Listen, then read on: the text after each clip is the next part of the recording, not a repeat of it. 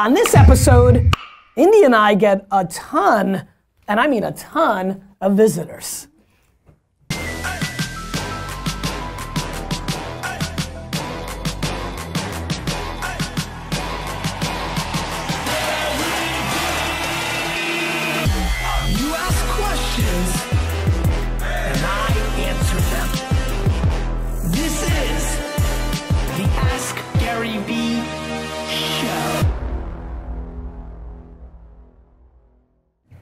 This is GaryVee, Nerd Chuck, and this is episode 191 of the Ask GaryVee Show.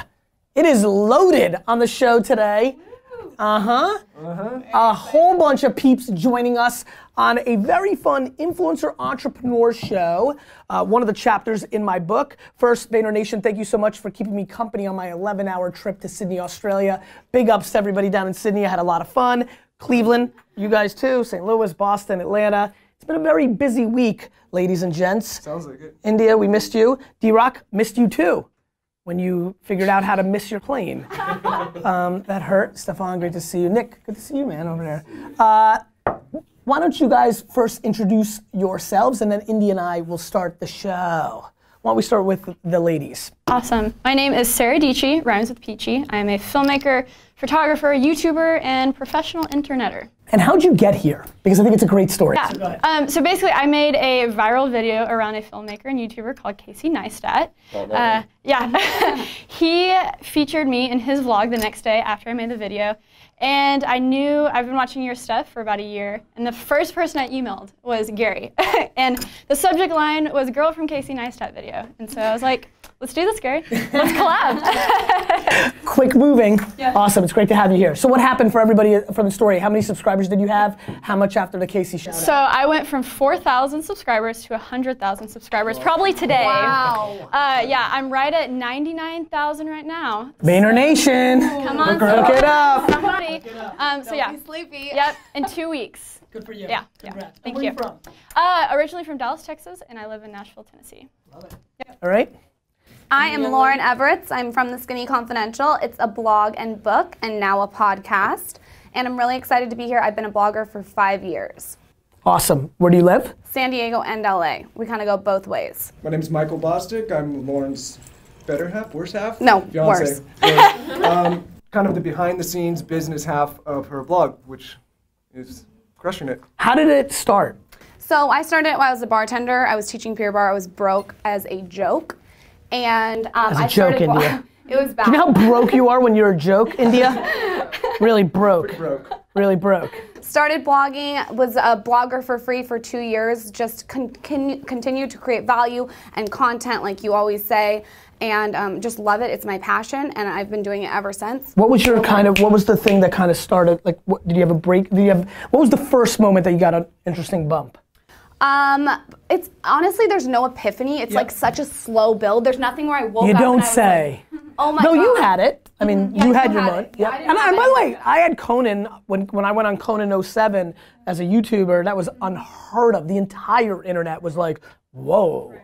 Like a YouTuber on television? It was like, I mean, it's so crazy to think. I think to do something like this, you kind of just, like you said, she loves it, and Slow build. it's been a slow, there's never been like a moment she's been doing it every single day. Where did you start where did like the content start living? The content's on the blog, and that's my mothership, Yeah. and like the blog. Was Instagram a big thing for you? Instagram's big, but Instagram's fleeting, and everything that's just started to happen with it, like in my opinion, like You're sad about the algorithm. I'm not sad because I'm into Snapchat, so I don't give. Can I cuss? No. Okay. No, I don't really give a about that. I mean, Snapchat is where like I'm focusing my attention. So Yes. Instagram, I'm just kind of like whatever. I mean, I still push that, but it's not my like favorite thing. Right. And what else? What else? Well, we're doing a podcast. It's the Skinny Confidential, him and her podcast. We're getting a male perspective. We're talking one night stands. That's me. Awesome. His perspective's really rude, but it's His perspective on one night stands it's phenomenal. Oh, you saw it? No, but it's every dude's answer to that question. Like, that's a pretty universal point of view. so we're doing that. We're doing YouTube. You're down on that?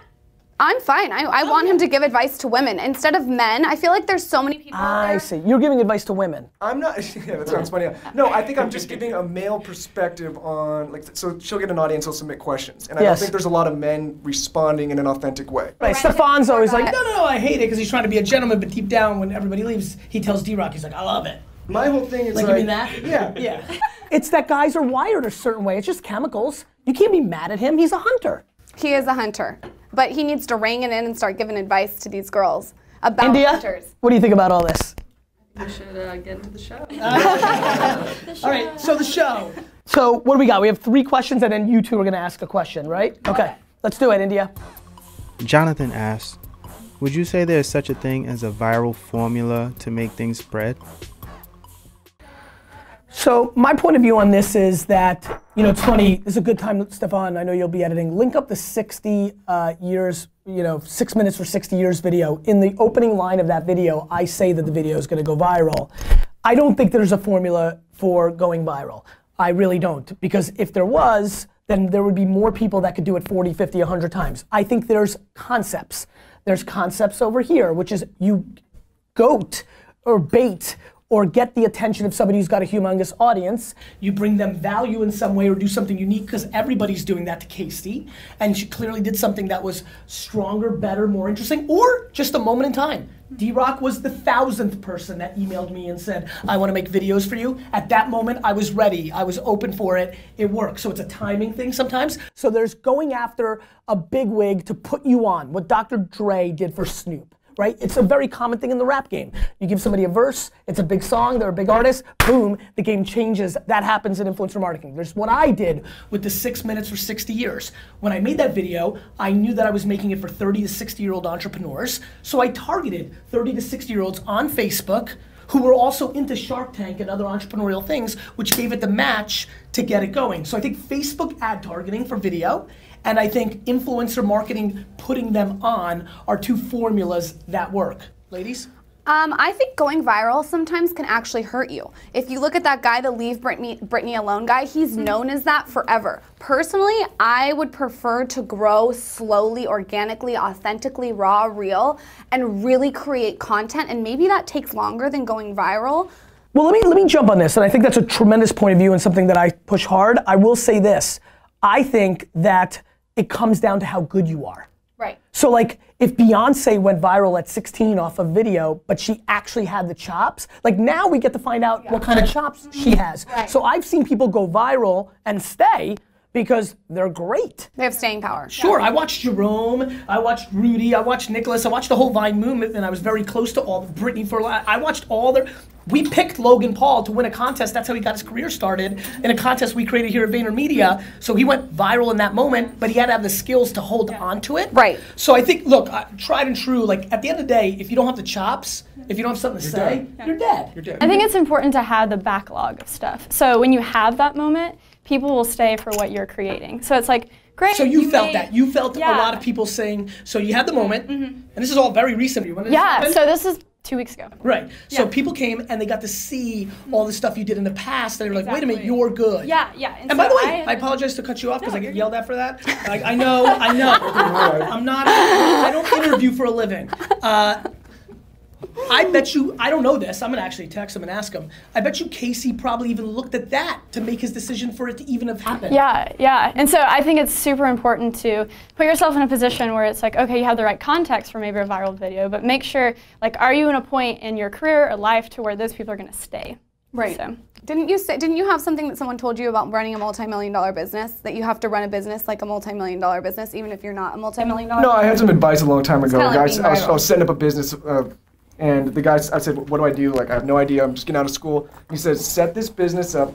This is more had to do with accounting. He goes, set it up like it's a multi-million-dollar business so that you're prepared for when it gets there. So do that with your YouTube. Yeah, do exactly. that with your do that with your social media presence. If you think you're going to have a million viewers, set it up to go viral. Set it up so that when you get those million viewers, they want to stand there like, wow, this is legit. Like your content, you should be marketing like you're marketing to 10 million people. As long as it's authentically true to you. Yes. I think the biggest mistake that people make is fake the funk, and I do it in a business context. You might have seen these characters. Like you have all these guys that are faking entrepreneur life, like they're winning, but it's not true to them. And so when I hear what you guys are saying, which is right advice, I just want to make sure everybody means as long as it's true. Yes. That means the behavior, not rolling like you did it or acting like you're already famous. Right. Yeah. Right. Exactly. India, keep us moving.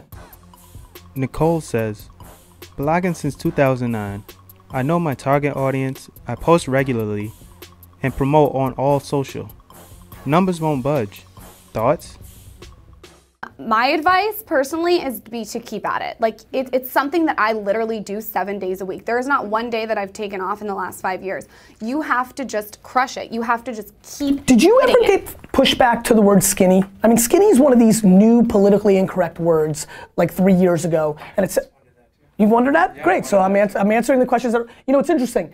You've been doing this for a while. I think you're actually in a better place where I don't think the word's as controversial. But 24 months ago, there was heat. Did you ever feel it? All the time, but I like that. I like heat on me. I talk about really controversial, taboo subjects that no one wants to deal with. So having the word skinny in the title is really fitting for the brand. Understood. I mean, when you're talking about coconut lube, the word skinny just... Coconut oil is amazing for lube, though. It really is. I'm sure this is a tremendous show. It's your birthday, D-Rock.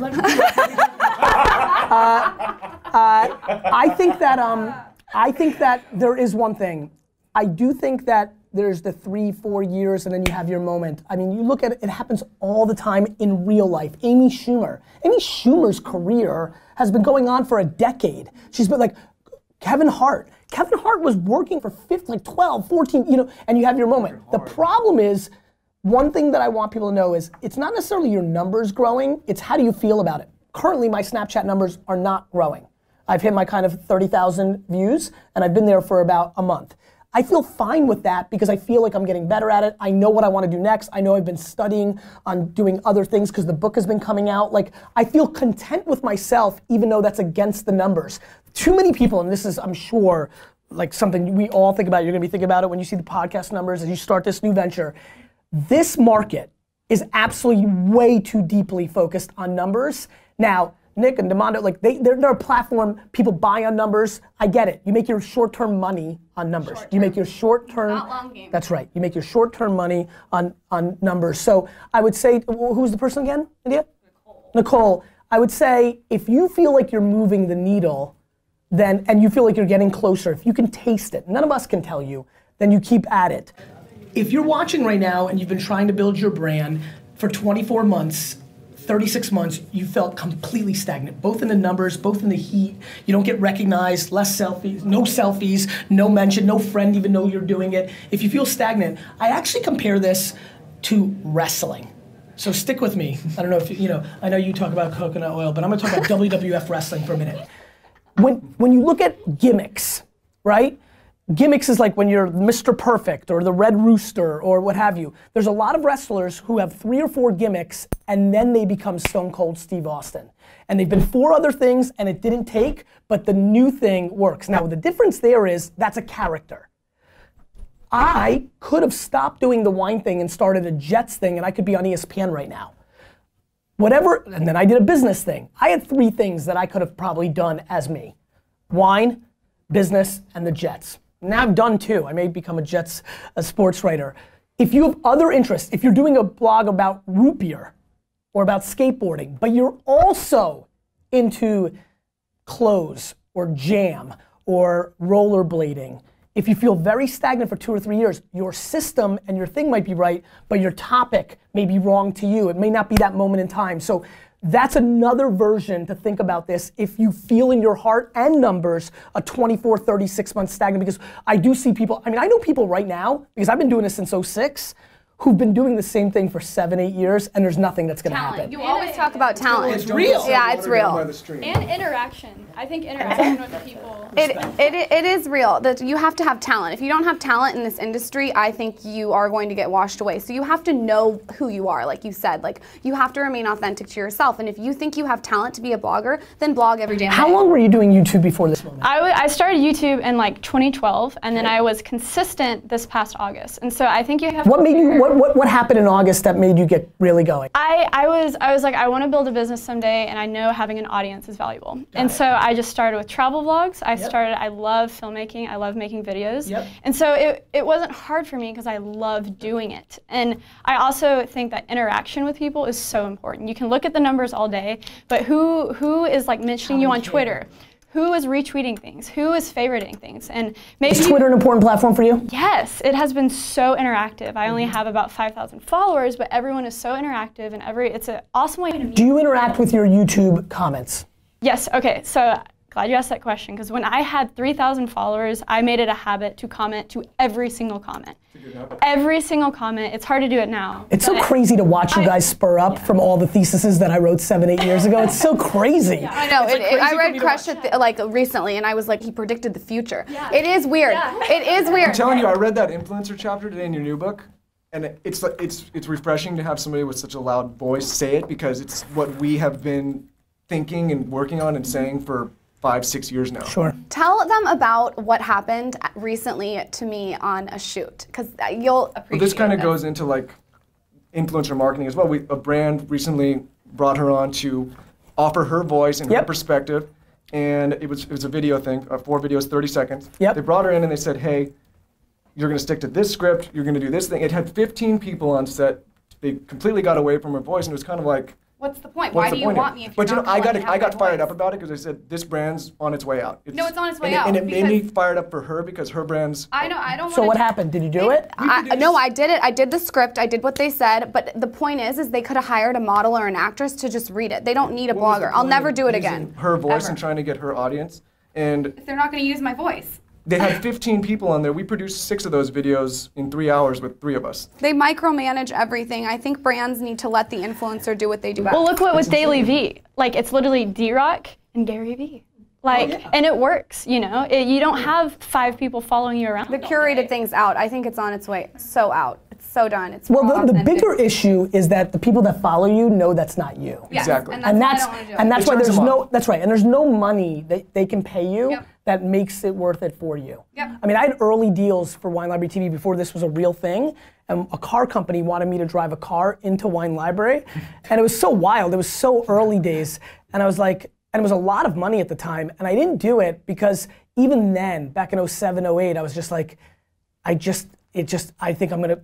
people are gonna be like, forget it, like Gary sold out. That was so scary. I don't see it's so different now with brands. So I don't. It's a little bit more accepted now, but we refuse to sell ad space on the site. You go to the site, there's no. Now, forget. By the way, if I grew up during this time, I would have done it. Like back then, it was just so. There was not a single video on YouTube that had 1 million views when I started.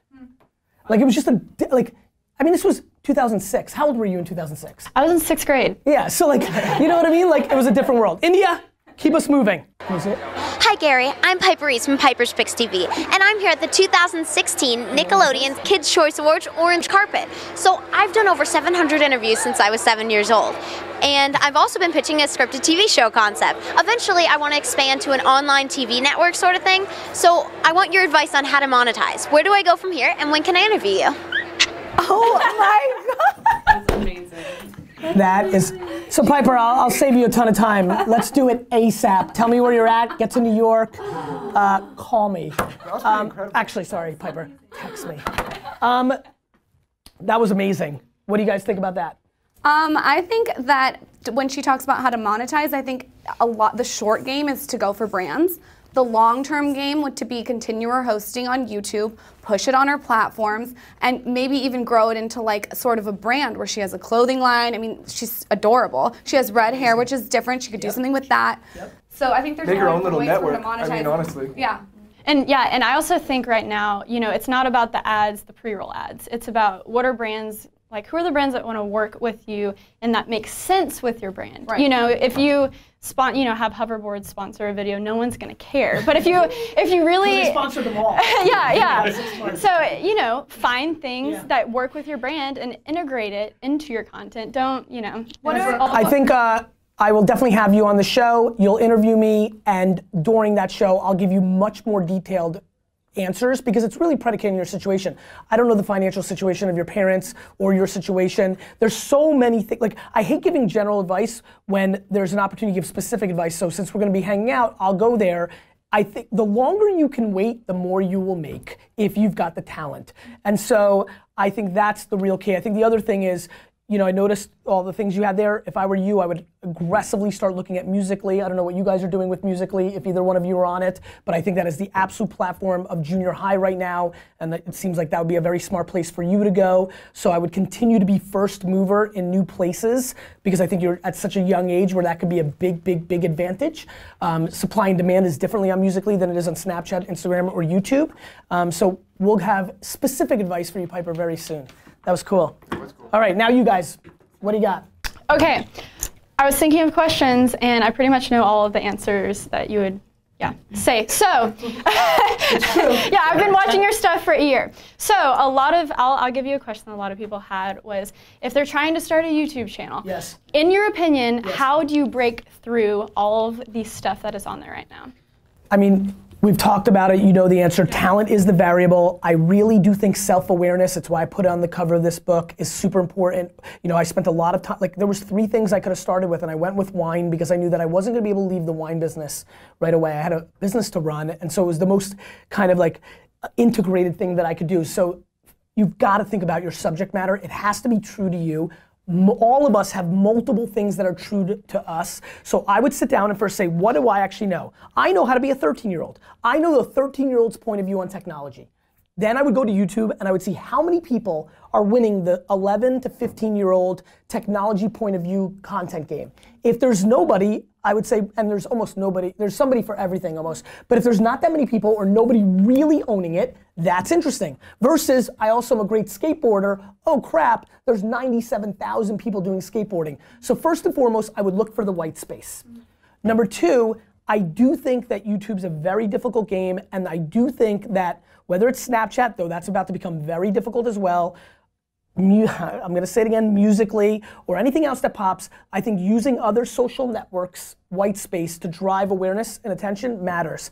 And then finally, I mean, we gave this question early on, I do think the blueprint of what you did with Casey, or if you've got a couple of bucks and you can run ads against, you know, people that are skateboard fans on Facebook, there is tactical things that can speed up your process. I do think influencers are the way to go. I think Piper, recalling it all the way back, should absolutely spend all her, if she loves it, spend all her time going to every Instagram account, every YouTuber, every Twitter account, and replying to people and saying, can I interview you? Can I? That's probably what she's doing if she's interviewed so many people. And the truth is, one more ask is one more at bat. So I would see that. And something to that, all of the things that 70% of the stuff that I've done on my YouTube channel is about other people. And so like series like Creative Space TV or anything, it's all about going to other people. You're siphoning people's audience. Exactly, and I'm leveraging others people's 100% audience for me. And I promote it. By the way, and I haven't looked enough, but I'm gonna make some assumptions here.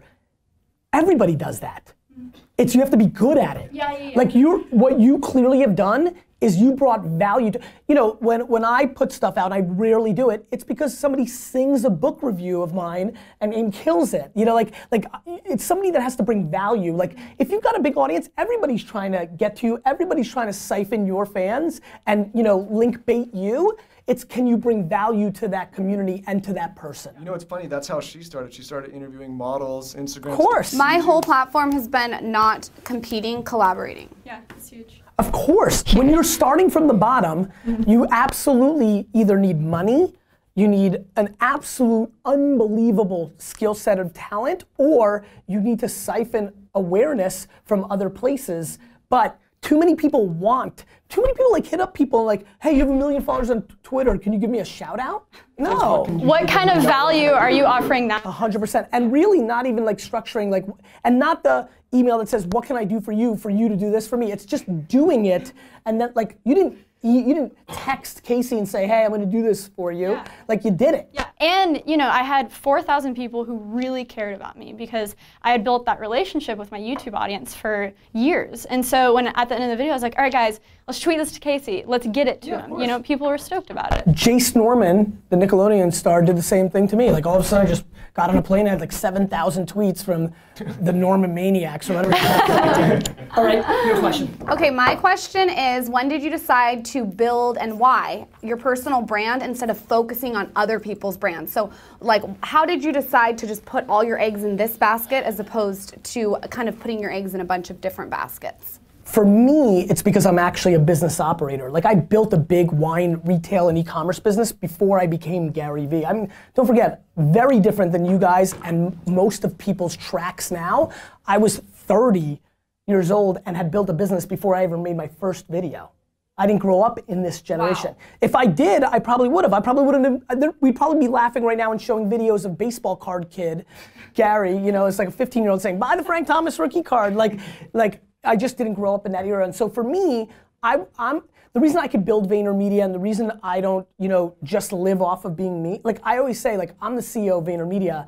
I run businesses. I'm a venture capitalist who plays GaryVee at times. I like this, like I think it's important, it brings opportunity, but it's at the end of the day, in my purest form, I'm a businessman much more than I am a personality.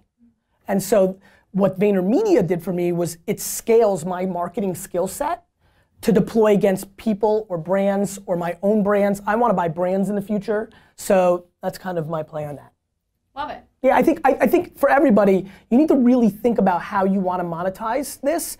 Are you going to deploy it against a product? Like, I had a deal from Target and CAA to do a wine glass that I probably would have been millions of dollars on. It would have been in every Target store. It would have been the big wine glass. It would have been the product this season. I didn't feel like I could vig the outcome. And let me break this down. This is going to be the most valuable part of things. The place where you want to make your money is the place where you think you have the most control, not where you can make the most money. That's great. And it's something that I haven't really talked about, so I'm glad, I feel like we got to something. We've kind of been battling that on the blog. Yeah. Can you like elaborate on keep this? going. Okay. Books are an interesting place that I play in. It's one of the places I monetize because I can control it. I sell the books, not HarperCollins, not Amazon, not Barnes & Nobles, me. I can dictate it. Doing a sponsorship deal with a wine glass, like at that point, I wasn't big enough to feel that I was gonna drive thousands, if not tens of thousands of people into Target to buy it. Maybe 1,000, maybe 3,000, but not enough for Target to care if that was the only people that bought it. So what you wanna do is always set yourself up in a place where the outcome is impressive to whoever you collaborate with or the market. Right? So like if you can sell your own music direct to consumer digitally and you get 1 million downloads and you did it, well now you have leverage. And so everything's about leverage. And what happens is too many people take the short-term money and what happens is then there's a result. There's too many, for example, I won't call them out because I don't like negativity, but there's 12 to 15 social media experts who get paid to speak and get paid to consult, whose books sold 2,000 to 3,000 copies. If you're so good at social media marketing, then wouldn't have you done that to sell your book? And so these conversations are happening behind the scenes, not publicly. I won't throw them out like other people, but there's people not hiring them or they have them as a C-class citizen because they're like, well, look at their book scan numbers. Like, I sold over 100,000 copies of my book the first week. Wow. And that's a very big difference from people, and by the way, if I list some of the names of the people that I'm referring to, for a lot of people that follow social media, they're like, oh yeah, Gary's kind of like that guy, or that girl's kind of like Gary. No, we're not. Like, they didn't build a $100 million business. They didn't sell 100,000, like, and so for me, I have the audacity and bravado is because what I preach is also what I use to create results. You guys, I mean, look, you guys are living it, and you think I'm doing the right stuff, and I'm an old dude, right? Yeah, like, cool. I'm doing Snapchat right, I'm doing vlog right. I think it tells us like our ship's in the right direction. Because I mean, there's a lot of people when we first started, they're like, what are you doing? Yeah. Why are you taking these pictures? Like, It is cool that you're this age and you know how to do social media. Listen, it's, you know, I'm almost dead, and you know, like I'm like. Aren't you the only social media expert that's ever been on the New York Times bestseller? No, I'm sure there's others, and I don't really even like know what where the line is of like social media expert or what have you. But look, I have real results. Like this book is, we just found. Oh, thank you. That's a good segue. Guys, thank you so much. Just found out yesterday. It's coming out in a week or two. You know, Ask GaryVee made the New York Times best-selling list. So it's like 4 books that have done it, but way more, thank you. But that's like a weird like list where a lot of things are weighted. It's how many I sold, right? Like I had a great conversation with my editor yesterday. I'm a free agent now and I can go to any publisher, what have you. And I'm like, look, I didn't get number 1, which is what we wanted, right? I think it's number 6 on the list. I said, she's like, Matt, you wanted to be higher because it's an algorithm, not just copies sold. I said, don't cry for me. I'm like, you're not giving me my next deal based on if I was number 1 or number 6. You're giving me the next deal based on how many were sold. Right. Right. You made $3 million in revenue. Like that, you know, like that's what, so I think you have to know what your North Star is. All right, any question you like. This is a bunch of marketing people, business people, entrepreneurs. This would be a smart time to ask a question that you might get value from Facebook and YouTube. Okay. You go first. Okay. Okay, where do you guys see Snapchat in the next 2 to 3 years? Great question. Do you guys think Twitter is dead? Because I'm really liking it still. Really good questions. Guys, thank you for being on the show. My man. Thank you for having us. Thank you for educating the women of America. You're welcome. You're welcome. Oh, one more thing. I'm giving out 3 Ask GaryVee books, so find me on Twitter. Retweet my pinned tweet. I'm giving out 3 on Snapchat. I'm giving out 4. You keep asking questions, we will keep answering it.